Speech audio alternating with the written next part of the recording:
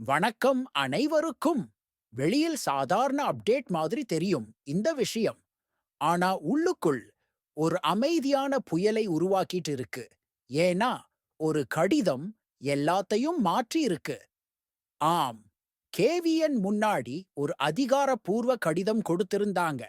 அந்த ஒரு கடிதத்தை அடிப்படையா வச்சு இந்த கேஸ் வேகமா முன்னேறிச்சு.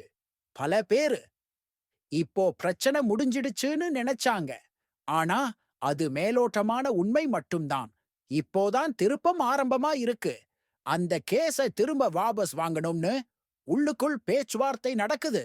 அது நடந்தா இத்தனை நாள் நடந்த முன்னேற்றம் ஒரே நொடியில் நின்று போகலாம். ரிலீஸ் தள்ளி போகலாம். பிளான்ஸ் மாறலாம். முக்கியமா ரசிகர்கள் இன்னும் நீளமான காத்திருப்புக்கு போக வேண்டிய நிலை வரலாம். இப்போதைக்கு எல்லாமே ஒரு இடத்துல நின்றுருக்கு. சென்சார் அனுமதி. சென்சார் முடிஞ்சாதான் இறுதி உறுதி வரும். தயாரிப்பாளர்கள், விநியோகஸ்தர்கள், திரையரங்குகள் அனைவரும் அமைதியா காத்திருக்காங்க. ஆனா நல்ல பக்கம் என்னன்னா, சென்சார் கிளியரன்ஸ் சுலபமா வந்துடுச்சுன்னா அதுக்கப்புறம் எந்த சட்ட தடையும் இருக்காது. கடைசி நேர பிரச்சனையும் வராது. ரிலீஸ் ரோடு முழுக்க கிளீன் ஆயிடும். தடையில்லாம, உறுதியா.